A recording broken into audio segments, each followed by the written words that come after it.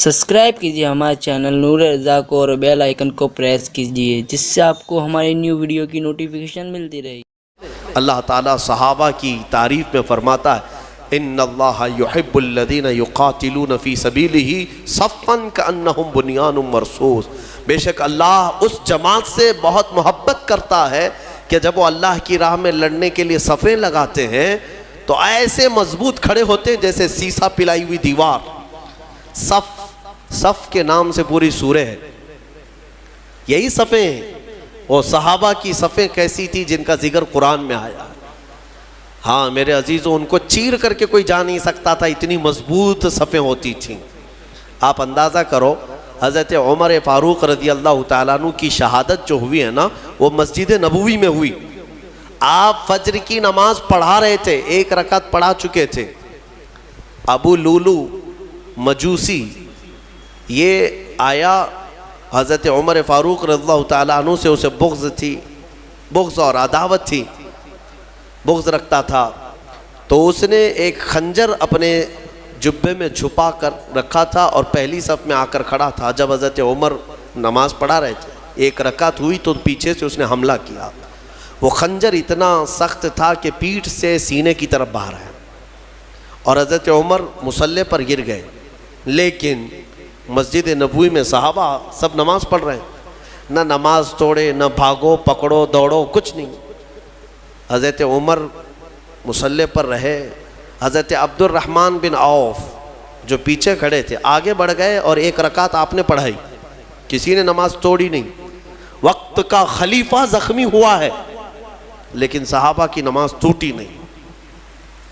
آگے بڑھ کر کے حضرت عبد الرحمن بن عوف نے ایک رکعت اور جو بچی تھی کمپلیٹ کروائی۔ سلام پھیرنے کے بعد ارے قاتل جس نے خنجر مارا ابو لولو، سارے صحابہ نماز میں ہیں، وہ تو کب کے بھاگ جاتا، لیکن وہ پہلی صف کو بھی کراس نہیں کر سکا۔ نماز کی پوری حالت ہونے تک صحابہ کی وہ بھاگنے کی ہر ممکن کوشش کرتا رہا لیکن کسی صحابی کی صف توڑ نہیں سکا۔ وہ کیسی صف بناتے ہوں گے؟ یہ صف اتنی مضبوط کہ وہ قاتل ان صحابہ کے بیچ سے صفوں کو چیر کے جا نہیں سکا، اور اللہ نے یوں ہی نہیں فرمایا کأنہم بنیان مرصوص، وہ ایسے صف لگاتے ہیں جیسے سیسا پلائی ہوئی دیوار ہے، کوئی ان کو کراس کر کے جا نہیں سکتا تھا۔ یہاں آج ہماری حالت ایسی ہی ہے، صفوں میں کوئی وہاں کھڑا ہے کوئی یہاں کھڑا ہے۔ کچھ لوگ تو یہ سوچتے ہوں گے اس کے کپڑے پہ دھول ہے، لگوں گا تو مجھے کپڑے پہ دھول نہ لگ جائے۔ میرے عزیزو، اللہ تبارک و تعالیٰ نے یہاں مسجد میں جماعت کے لیے جو حکم فرمایا وہ اسی فرق کو مٹانے کے لیے کہ غریب اور امیر دونوں شانہ بشانہ کھڑے رہیں۔ صف میں اس بات کا ہمیشہ اہتمام کرو کہ تمہارا کندھا بازو والے کے کندھے سے لگ جائے، کندھا، یہاں تک کہ حضور پاک صلی اللہ تعالیٰ علیہ وسلم ہر نماز میں رکعت باندھنے سے پہلے حضور یہ اعلان کرتے تھے استقیموا واستووا واعتدلوا، لوگوں سیدھے ہو جاؤ، صف برابر کر لو، ٹھیک ٹھیک کھڑے ہو جاؤ، وسد الخلل، تھوڑی سی بھی اگر جگہ باقی ہے تو پوری کر لو، اس کے بعد اللہ اکبر کہتے تھے۔ یہ سنت ہے، سنت ہے نماز قائم کرنے سے پہلے، جماعت سے پہلے امام کا یہ اعلان کرنا کہ اپنی صفیں درست کر لو۔ حضور پاک صلی اللہ تعالیٰ علیہ وسلم کا اعلان ہوا کرتا تھا، حدیث میں موجود ہے، یہاں تک کہ ایڑی سے ایڑی برابر رکھنے کو کہا گیا ہے۔ یعنی ہو سکتا ہے کسی کا پنجہ لمبا ہے کسی کا چھوٹا ہے، اس کے لیے کہا گیا ہے صف لگانے کے وقت کس چیز کا خیال کرنا چاہیے؟ ایڑی سے ایڑی برابر، سامنے کے پنجوں کو نہ دیکھو۔ ایڑی کی ہڈی، تمہاری ایڑی کی ہڈی بازو والے کی ایڑی کی ہڈی کے برابر لگتی جائے، یہ الصاق ہے۔ میرے عزیزو، اس کا اہتمام آج کہاں کرتے ہیں؟ اور حدیث میں یہ بھی ملا کہ جس نے صف کو توڑا اللہ اسے توڑ دے گا۔ صف کو کاٹنا گناہ ہے۔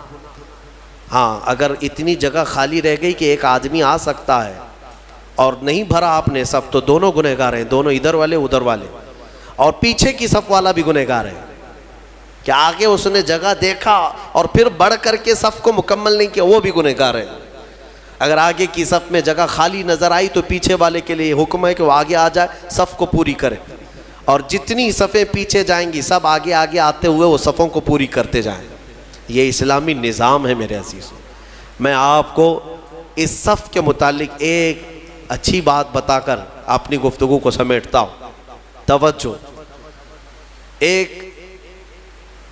ایک بڑے اسلامی اسکالر ہیں، انہوں نے ایک مغرب زدہ شخص ہے یورپ کا یا امریکہ کا، اس سے پوچھا کہ آپ کی جو ویل ٹرینڈ فوج ہے، سولجرز ہیں، امریکہ کی ہے، دنیا کی سب سے مضبوط فوج مانی جاتی ہے، آپ کے 10,000 فوج کو اگر میدان میں جمع کرنے کی بات آئی تو کتنی دیر لگے گی آپ کو ان فوجیوں کو ترتیب میں لانے کے لیے جو ٹرینڈ ہے؟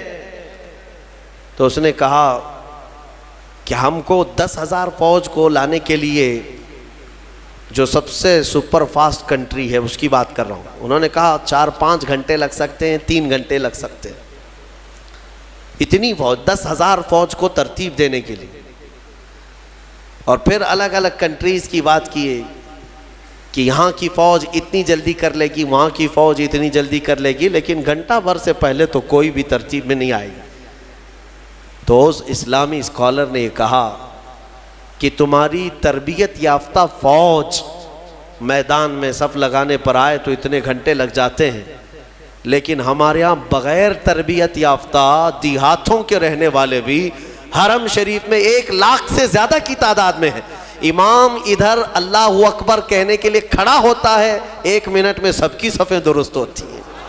یہ اسلام کا نظام ہے، یہ اسلام کا نظام۔ مسجدوں میں کوئی صفیں لگانے کے لیے نوکر رکھے جاتے ہیں کہ ادھر آؤ، ادھر صحیح کھڑے ہو جاؤ، ادھر کھڑے ہو جاؤ؟ اگر یہی کیا جائے تو ظہر سے عصر ہو جائے گی، عصر سے مغرب ہو جائے گی۔ ہاں، یہاں کسی بھی مسجد میں کیا خادم رکھے جاتے ہیں صفوں کو صحیح کرانے کے لیے، سب کا چیک کر کے آؤ سیدھے کھڑے ہیں نہیں کھڑے ہیں؟ نہیں ہے۔ ہم تو اسکول میں بھی دیکھتے رہے کہ بچپن سے صفیں لگانے کے لیے 1 ہاتھ کے فاصلے پر کھڑے ہو جاؤ، اور ٹیچرز چلاتے چلاتے تھک جاتے ہیں، صفیں بنتی نہیں ہیں۔ لیکن یہ مسجدوں کا نظام ہے، یہ میرا مولا تبارک و تعالیٰ نے اسلام کو خصوصیت دی ہے کہ ہماری صفیں من جانب اللہ بن جایا کرتی ہیں۔ یہ اللہ تعالیٰ کی طرف سے، اللہ تعالیٰ ہماری صفوں کو مضبوط عطا فرمائے، ہماری صفوں میں وحدت عطا فرمائے۔ اس صف کی ایک خصوصیت یہ ہے کہ میرے عزیزو، جب شانے سے شانہ مل گیا ہے تو اللہ سے دعا کرو کہ ہمارا دل سے دل بھی مل جائے۔ ہاں، جب شانے سے شانہ مل جاتا ہے اللہ سب کے دلوں میں بھی اتحاد عطا فرمائے۔